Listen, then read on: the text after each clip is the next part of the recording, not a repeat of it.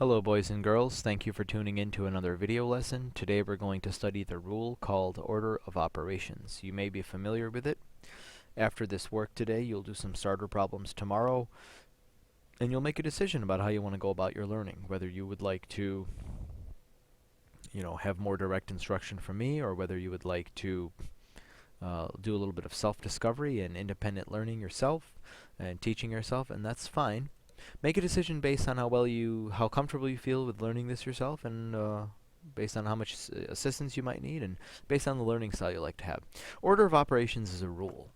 It tells us what order to follow when we are solving a problem with more than one operation. You'll notice this problem has 1, 2, 3, 4, 5, 6 operations. 5 of them are different. We've got going to another power, 2 to the third power. We have subtraction, division, addition, and multiplication, and we see subtraction again. So, there's an order that we have to follow when we solve this problem. Where do we start? Do we do the 2 to the third power first? Do we do 7 times 3 first? Do we do what's in parentheses first? Following order of operations tells us what to do, and according to the order of operations, we do whatever is in parentheses first. Okay? So that is always what's going to come first with order of operations. If there are no parentheses, we'll just move on to the next operation. If one operation doesn't exist, you just follow this order from left to right, just like you read. So if parentheses exist, like in this problem, you would do this part of the problem first. You would then do exponents second. Actually, exponents are located right over here, and you would do those second. Multiplication would be followed. It would be the third thing. Now just remember, if parentheses are not in the problem, like if this wasn't there or exponents weren't in the problem, you would then start with multiplication over here.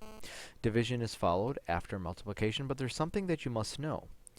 With multiplication and division, you can do these in any order. You just need to see what comes first. And we read from left to right and solve from left to right using order of operations like this, or at least we look at this from left to right. If you have multiplication and division in a problem, the one that you do first is the one that comes first. Followed after multiplication and division is another kind of pair. These carry equal weight, addition or subtraction, but you have to do them in the order that they come. So if addition comes first, do that before subtraction. If subtraction comes first before the addition, do the subtraction before the addition, if subtraction happens before addition in the problem. But this would be fifth and sixth. So now I'm going to begin solving this problem. You may want to put the video on pause and actually solve it before I do, and then have an answer to compare with mine, and a way of thinking to compare with mine. Alright, so I'm going to begin. I'm supposed to do what's in parentheses first, and so I will.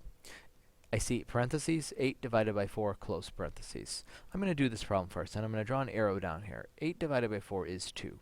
Okay? Once I use up the numbers from the order of operations, I actually get rid of these digits because I don't want to reuse them again. I've already taken a quotient from this now. Next thing I have to do is parentheses, okay?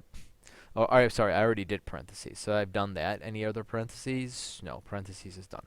And you can use a little check-off thing like I'm doing.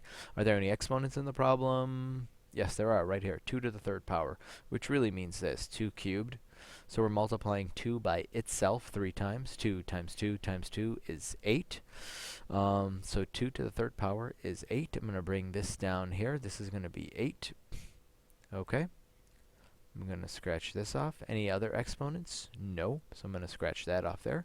Now I've got to carry down my signs as well. I can't forget about that. 8 minus 2. Okay. Now I'm going to see, is there any multiplication in the problem? Sure is. Any division? There's no division outside of the parentheses. We did that, but there is multiplication. Remember, if there was division, and it was before the multiplication sign, we would do the division. So let's see. Multiplication, it's right here. 7 times 3 is 21. I've used up the 7 and the 3, so I've got 21 over here. Okay, now what do I have left? I've got minus 2 plus. What I'm going to do is just bring those signs down, because I can use them next. I can't use them up there, because there's nothing to use them with up there. But minus 2 plus. Now I'll continue to follow the order of operations. 8 minus 2 plus 21. Okay, so we have no parentheses in this new problem. We have no exponents. we have no multiplication, and we have no division. So we're going to start with addition or subtraction. What comes first, addition or subtraction? Subtraction does. So we're going to do our subtraction first. 8 minus 2, this makes 6. Scratch that off. Now we've got to bring these signs down. Minus 2 plus 21. Okay, 6 minus 2 plus 21. Well, we have to follow the order of operations. It says to do addition or subtraction. You do the one that comes first in the problem. Subtraction comes first. Let's do that. 6 minus 2 is 4. I've used those up. Plus 21 is 25.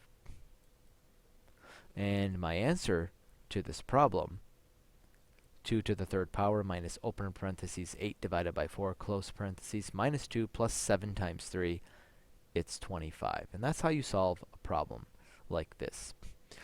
If you want to solve this one, I'll let you do that. Take a look at this. Copy the problem down. Go ahead and solve it, because right now I'm going to share with you the answer, and you want to put this video on pause right now so you don't see the answer. I'm writing the answer right now, so hopefully you're putting it on pause and you can tune back later.